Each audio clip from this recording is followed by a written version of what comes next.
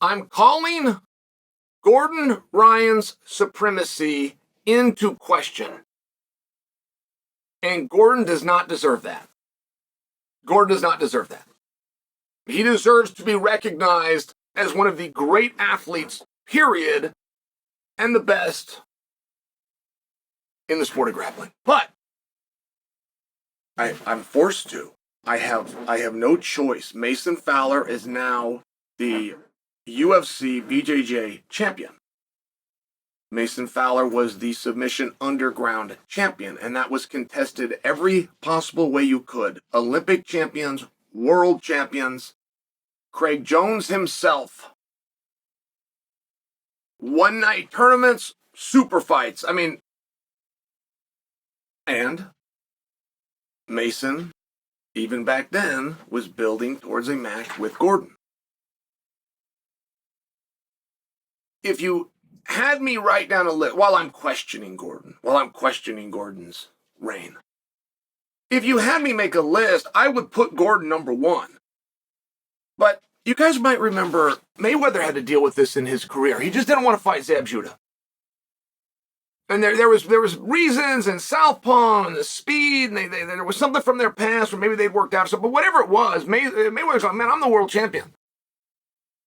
This guy can't beat the top guys. Go put him with a top guy. And when that top guy beats him, I will fight that top guy. But I don't want to fight him. And there wasn't anything wrong with that. Like, that's how that game is played.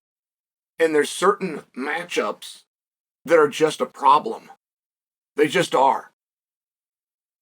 Our own John Smith had this, the Cuban wrestler. Our own Daniel Cormier had this with Chael Sonnen. And sometimes there's just a guy.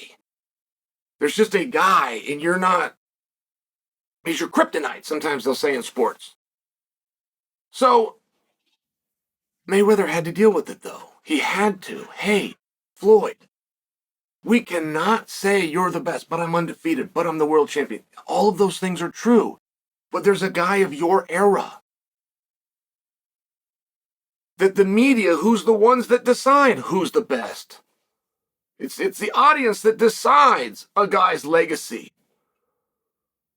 It's not the actual guys in the competition. Sometimes they're not going to like it. They're not going to like how it goes. But either way, we cannot say, they told him this. They told Floyd this. We can't say you're the best if you're not the best of this era. He said, man, I'm 36-0. I haven't lost since the Olympic Games. I got 3 different belts. And they said, but Floyd, there's a guy.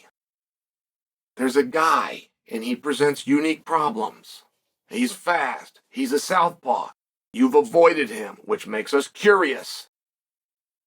And Floyd, hey, went out there and fought him.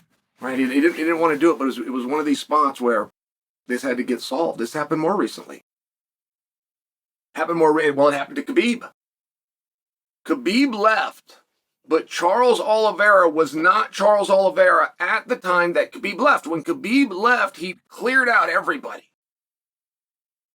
Well, if you look a little closer, there is a guy, but we don't think he's a 3. He's ranked number 4, and they never fought. But he fought everybody else, and Charles wasn't the one that was expected to come in and pick up those pieces. Khabib had an heir apparent picked named Islam. But the way the story went, it ended up being Charles. And it started to become very interesting as to who's where. And had Islam not gone out and had that match successfully, that would have been called back into attention. And I offer you those examples because Gordon and Mason hasn't happened. Now, the reason I said it's not unfair to Gordon actually was down for the match. I can tell you personally, he would have done the match in submission underground. That was on me. The only reason that match didn't happen, I didn't do my job. Gordon also, and this is a huge defense, this is in defense of the very guy that I'm currently prosecuting. He entered Abu Dhabi. Mason entered Abu Dhabi. They got put on the same side of the bracket. That match was supposed to go down at 10 a.m. the following morning. Mason, in a big upset, didn't come through. Gordon competed with the guy who did, handled him quite easily. So it's not quite like the Floyd situation where Gordon is avoiding Mason. It's not like that. And I don't want to tell it that way. Gordon does not deserve that. But if you have a guy, right? If you have a guy that's there, similar to the Charles Oliveira, and he's beaten the right opponents, and he's the sitting current champion, like to be number one in a sport, and I would write Gordon in as number one if I did it, but one of my arguments isn't just all the guys that he beaten or how good he looked or what his reputation is. It would be that he's the reigning Abu Dhabi champion. Now, if Abu Dhabi comes and goes, I can't put him number one anymore. I would put him on a different list. If Gordon was not the active champion of something, he automatically would go to a different list known as the all-time greats, and he would probably like how that turned out. But I still couldn't put him as number one today. You have to be a champion of something. You have to. Otherwise, you're retired.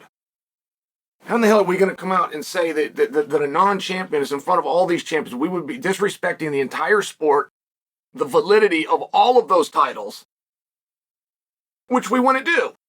So we'd move him to another category, right? The same category that George St. Pierre sits on. The same category that Khabib sits on. The same category that Jon Jones went into for 9 days before he returned. Like, it's not a bad list, but it is a very different list. We could not argue that Khabib was still the best 55-pounder if he's not the champion of something. And I don't know Gordon's plans to return. I don't know. I think he'll be at the next Abu Dhabi. It's my guess. I think. I don't believe Gordon's retired. I'm not really sure where those claims came from. He goes to practice twice a day, every day. Yes, you heard me. That's every day. That includes Sunday. No days off.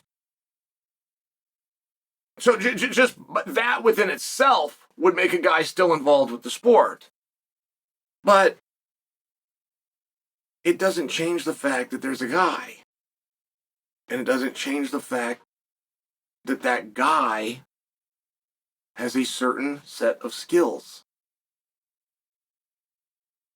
that are perceived by the media to be very problematic for the style of Gordon. No different than Zab versus Floyd, which, by the way, when it finally happened, Floyd got through it. That match has got to happen. It's got to happen. And one thing about it, and I think the number one thing about it that bothers me, is that those two athletes aren't pining for it. When you think of Gordon, you think of Craig, and you think of Nicky Rod, and Craig actually got himself out of that, said, I'm done. Wish you both well. But that's the triangle that you always discuss, and no matter how many times we've seen those matches, it still has never changed the triangle. It's still the three of them. And there's something about it that bothers me. I want Gordon to want the match.